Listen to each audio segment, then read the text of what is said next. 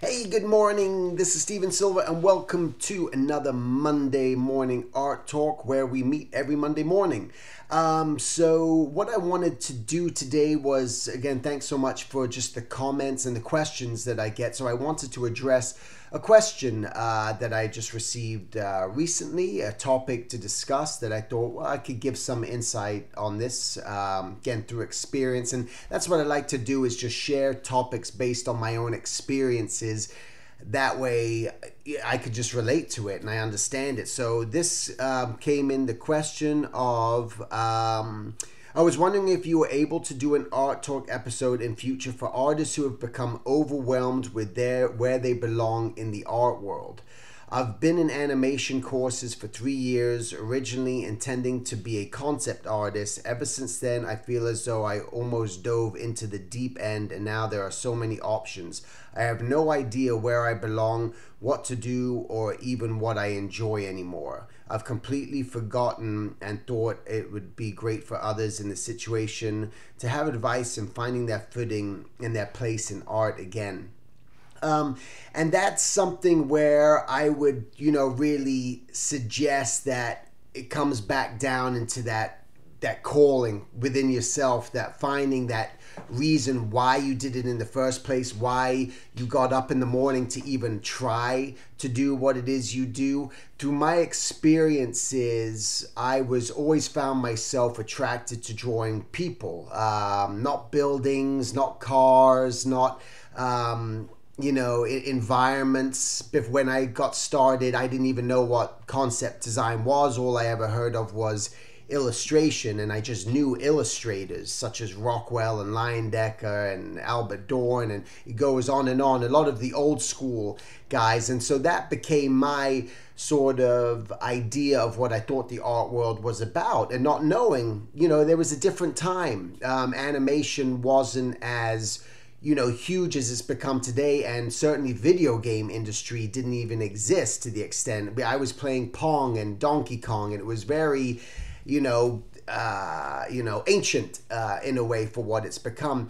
But I did know, again, knowing that thing of finding that calling for me was drawing people, which led to drawing caricatures and theme parks, and that became my guide. And that's what I would suggest to people out there. There are a lot of options out there, but you have to know what it is that you truly want. Backing up into what is that thing that if you had all the desires, the money, right? Because this is what we're all in search for. In reality, let's just put it out there. We all want to make a living as an artist, and that's the end all be all goal. I want to be able to have a house, to drive a car, go on vacations, go traveling, have a family, do all this stuff and afford it while being an artist. And a lot of people are told that it's impossible. I don't believe that it's impossible. I think with the right mindset, you can achieve that. So I think knowing what it is that you want to do is just first and foremost, what is that true passion. So now that we know that there's a lot of these different options, we could go, do we want to go into concept art? Do we want to go into character design? Do we want to go into illustration? A book illustration, things like that. It's not dead. Magazine illustration, isn't dead. Advertising illustration isn't dead. They've certainly slowed down in many ways, but I think it's the artist that goes, thinks outside the box. And this is why I discuss a lot of times, you gotta have the mindset of creating your own, having many campfires. You can't just, I don't believe you can just focus on one thing. You can't say that I just want to do that one thing anymore. That's not what it's about. It is so much about creating your own content. But again, finding that thing that truly excites you. If it doesn't feel natural, if it doesn't feel right, my suggestion to you is just don't do it. Just stop right now. Just stop doing it. Don't put yourself through a school program or anything that's just going to just tormenting you and is discouraging you and is taking you away from what your true calling or your true passion is. Because at a certain age, when you're 18, 19, 20, you do know. And you start to gravitate towards that. And I would suggest just stay strong. Follow your gut or you'll be in a rut. Okay, this is vital, because you're feeling it within inside. It all comes here within your heart. It's all within your mind, and you got to make sure that you're really staying just true to that. there's going to be a lot of learning curves. There's going to be a lot of ups and downs. But you know what? We're all in this. I don't care what profession you're in, what you're doing, where you are in the state of the industry. You still have the desire to create your own properties, your own things, and go outside of your comfort zone and go beyond what it is that you already do. So you're always going to be going through this phase. But so my suggestion would be, coming back into the question, and I'll just read it again. I've been in an animation course for 3 years, originally intending to be a concept artist. Ever since then, I feel as though I almost dove into the deep end, and now there are so many options. But as long as for me, the options, don't try not to look at it as there's so many options. There are a lot of options, and that's especially with the gaming industry, and that's what's beautiful to have all these options, is learn, keep growing, and that's the human nature, and that's the art of happiness, is for oneself to keep growing. You can't be stagnant. You can't just work on just do one thing. That's where you'll find unhappiness within yourself, because you realize, I'm not moving forward. And you have to move forward. There's nothing back there. Don't fall backward, because there's nothing back there. What you want to do is just keep moving forward. Learn all the tools. Learn more than anything how to draw. This is the one thing, and I'm going off on a tangent here, but diving into portfolios. What is missing to me in the majority of portfolios is drawing. People just don't draw anymore. They want the easy way out, and the easy way out can say, oh, I just want to do concept design, because then I just learn how to color and paint a background. And this is what I'm seeing in portfolios, not the great concept artists, the guys who are really, they got the drawing, they got the skill, they got that in there because of the amount of drawing that is involved and they put into the love of their work. It's not about just borrowing people's brushes and learning technique and just saying, oh, now I paint this, I'm a concept designer.